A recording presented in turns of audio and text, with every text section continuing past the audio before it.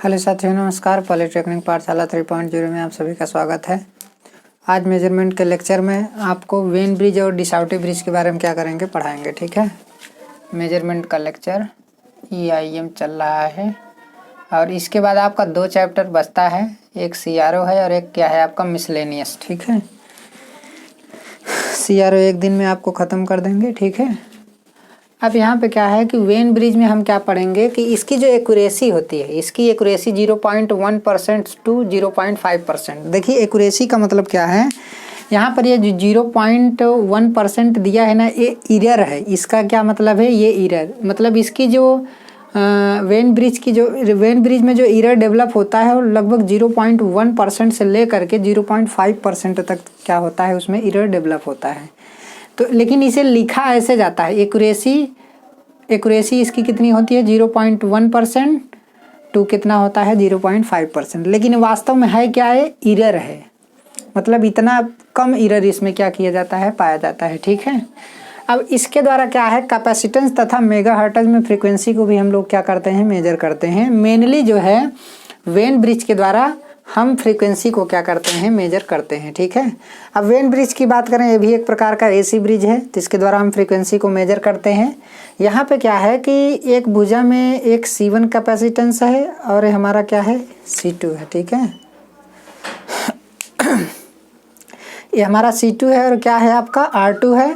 यहाँ पर क्या लगा है R1, ये R3 और R4 हमारा क्या है, फिक्स रेजिस्टेंस है, ठीक है। यहाँ पर R2 और R1 को हम क्या करेंगे, वेरी करेंगे। जिस पर तीर का निशान लगा है उसे हम क्या करेंगे, वेरी करेंगे। वेरी करके हम ब्रिज को किस कंडीशन में लाते हैं, बैलेंस कंडीशन में लाते हैं। बैलेंस कंडीशन में लाएंगे तो उस कंडीशन में क्या होगा, हमारा बैलेंस इक्वेशन आएगा और बैलेंस इक्वेशन से हमें पता चलेगा कि C1 का मान कितना होगा या C2 का मान कितना होगा। मतलब जो कैपेसिटेंस हमको क्या करना है, मेजर करना है, ठीक है। तो जैसे C1 को हमें क्या करना है, मेजर करना है, तो इस फार्मूले के माध्यम से हम आसानी के साथ क्या कर सकते हैं, मेजर कर सकते हैं। अब यहाँ पे क्या है, देखिए बैलेंस कंडीशन में हम क्या करेंगे, R2 और R1 को क्या करेंगे, बैलेंस करेंगे। तो मतलब वेरी करेंगे, एडजस्ट इस प्रकार करेंगे कि ब्रिज हमारा बैलेंस कंडीशन में आ जाएगा। जब बैलेंस कंडीशन में आ जाएगा तो इसमें फ्लो होने वाली करंट हमारी क्या हो जाएगी, 0 हो जाएगी। तो उस कंडीशन में क्या हो जाएगा, बैलेंस। उस कंडीशन में आमने सामने की भुजाओं का गुणनफल, आमने सामने की भुजाओं के गुणनफल के आपस में क्या होगा, बराबर होगा। जैसे Z1 × Z4 बराबर Z2 × Z3 हो जाएगा, ठीक है। अब यहाँ पर Z1 का मान निकालेंगे तो देखिए ये यहाँ पर क्या होगा, Z1 होगा। तो देखिए ये दोनों किस में है, पैरेलल में है। तो पैरेलल की कंडीशन में हम इस तरीके से निकालते हैं, हमने आपको पहले भी बता दिया। अगर सीरीज है तो इस तरीके से निकालते हैं। दोनों किस कंडीशन जुड़े हैं, सीरीज कंडीशन जुड़े हैं। Z3 बराबर क्या है आपका, R3 है और Z4 बराबर आपका क्या है, R4 है, ठीक है। अब जब पहले ये सब का कैलकुलेशन हम करते हैं, जब इसमें पुट करते हैं मान को, तो बैलेंस इक्वेशन आता है R4/R3 बराबर R2/R1, ठीक है। प्लस C1 बाई क्या आ जाता है, C2 आ जाता है। प्लस C1 बाई क्या आ जाता है, C2 आ जाता है। तो यहाँ से कैपेसिटेंस के मान को हम क्या कर सकते हैं, ज्ञात कर सकते हैं। लेकिन यहाँ पर जो फ्रीक्वेंसी देखिए, जब कैपेसिटेंस हमें पता चल जाएगा तो हमें फ्रीक्वेंसी भी क्या होती है, ज्ञात हो जाती है। यहाँ पर देखिए जब Z1 Z4 बराबर Z2 Z3 का मान इसमें पुट करेंगे, इस इक्वेशन में क्या करेंगे, पुट करेंगे, तो 2 टर्म आएंगे, एक इमेजिनरी टर्म और एक क्या होता है, रियल टर्म। समझ में आया। तो वहाँ से फ्रीक्वेंसी का मान भी क्या होकर के निकल के आएगा, ठीक है। F बराबर 1/2 पाई अंडर रूट में आपका R1 R2 और C1 और क्या हो जाएगा, C2। ये दोनों चीज़ें आपको एग्जाम के लिए क्या करना है, याद रखना है। आपको ये लिखना है, आपको इस ब्रिज को अच्छे तरीके से बनाना है, बैलेंस कंडीशन दिखाना है, Z1 Z2 Z3 Z4 का मान दिखाना है। उसके बाद आपको सीधा डायरेक्टली बैलेंस इक्वेशन को क्या कर देना है, लिख देना है। समझ में आया।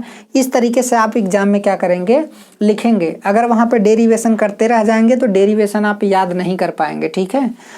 तो बाद में क्या होगा कि थोड़ा सा मैटर फंस जाएगा, तो वहीं पे पूरा कैलकुलेशन आपका क्या हो जाएगा, गलत हो जाएगा। तो डेरिवेशन के चक्कर में मत पड़िए, हमने आपको बता दिया। वैसे चक्कर में पढ़ भी सकते हैं, कोई दिक्कत नहीं है। जिसको आ रहा है बढ़िया तरीके से वो कर सकता है, लेकिन उतना करने की ज़रूरत नहीं है, क्योंकि उतना करने के बाद ये सब चीज़ों को लिखना भी क्या होता है, आपका 5 नंबर से ज़्यादा चला जाएगा, आपको केवल 5 नंबर तक ही लिखना है। समझ में आया? ब्रिज आपको बनाना है, ब्रिज में आपको ये बताना है कि क्या क्या मेजर करता है, कहाँ से हम C1 कैपेसिटेंस के मान को ज्ञात कर सकते हैं, कहाँ से फ्रीक्वेंसी का मान ज्ञात कर सकते हैं, इसका बैलेंस इक्वेशन क्या होता है, Z1 Z2 Z3 का मान यहाँ पे पुट करेंगे तब जाकर के ये बैलेंस इक्वेशन हमारा आता है। ठीक है, तो बहुत ज़्यादा डेरिवेट करने की ज़रूरत नहीं है, हमारा तो ये कहना है। बाकी इसमें मेन चीज़ क्या है, मेनली फ्रीक्वेंसी मेजरमेंट के लिए क्या किया जाता है, यूज़ किया जाता है, और कैपेसिटेंस को भी क्या करता है, ये मेजरमेंट करता है। ठीक है, तो यहाँ पर ये देखिए, ये जो वेन ब्रिज होता है ए फ्रीक्वेंसी के डिस्क्रिमिनेशन में क्या किया जाता है, यूज किया जाता है। अभी केवल आप इसका नाम जानिए, ठीक है, बाद में जानिएगा कि डिस्क्रिमिनेशन होता क्या है।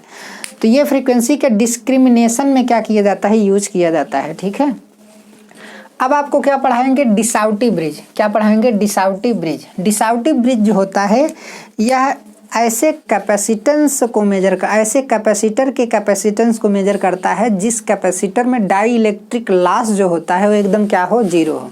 जिस कैपेसिटर में डाई इलेक्ट्रिक लॉस एकदम क्या होता है, जीरो होता है, उसी टाइप के कैपेसिटर के कैपेसिटेंस को इसके द्वारा क्या किया जाता है, मेजर किया जाता है। हे ब्रिज के द्वारा कैपेसिटेंस को ही क्या किया जाता है, मेजर किया जाता है। हे ब्रिज में 2 ब्रिज होते हैं, एक अनमोडिफाइड डिसाउटी ब्रिज होता है, सॉरी हे ब्रिज की बात कर रहे हैं, यहाँ पर ये क्या है, डिसाउटी ब्रिज है। ठीक है, यहाँ पर हम क्या पढ़ेंगे, डिसाउटी ब्रिज पढ़ेंगे, और हे ब्रिज तो हमने आपको पहले ही क्या कर दिया है, पढ़ा दिया है। ठीक है, तो यहाँ पर क्या है, जो डिसाउटी ब्रिज है हमारा, यह परफेक्ट कैपेसिटर के कैपेसिटेंस को क्या करता है, मेजर करता है, जिसमें डाई इलेक्ट्रिक लॉस क्या होता है, जीरो होता है। समझ में आया? जिसमें डाई इलेक्ट्रिक लॉस जीरो होता है उसी के कैपेसिटर के कैपेसिटेंस को क्या करता है, ये मेजर करता है। ठीक है, जिसका आर बराबर क्या होगा, देखिए आर बराबर जीरो होगा तो डाई इलेक्ट्रिक लॉस होगा ही नहीं, और सी इज नॉट इक्वल टू क्या होना चाहिए, जीरो होना चाहिए। ठीक है, अब यहाँ पर ये ब्रिज है, ये बहुत सिंपलेस्ट ब्रिज है, बहुत ही सिंपल ब्रिज है। ठीक है,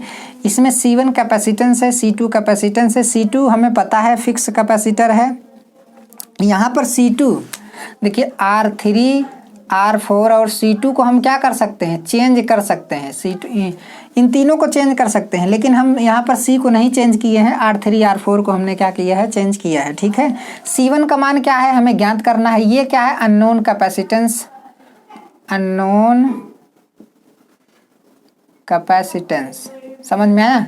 और ये क्या है हमारा, नोन कैपेसिटेंस।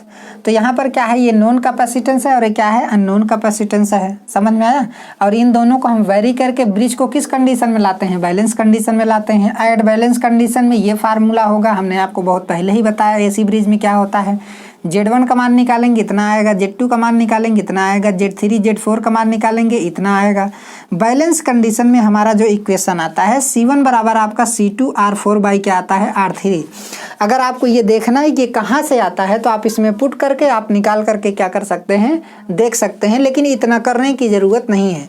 आपको डेरिवेशन बढ़ाना नहीं, केवल आपको ब्रिज बनाना है। मेन चीज़ है ब्रिज बनाना, उसका बैलेंस इक्वेशन लिखना और उसके यूज को लिखना, उसका एप्लीकेशन लिखना जरूरी है। ठीक है, कि कहाँ यूज हो रहा है। ठीक है, इसमें जो मेन बाकी तो क्या है, हानि होनी इसके बारे में नहीं लिखना है, लेकिन मेनली आपको ये लिखना है कि इसके द्वारा क्या चीज़ मेजर किया जाता है।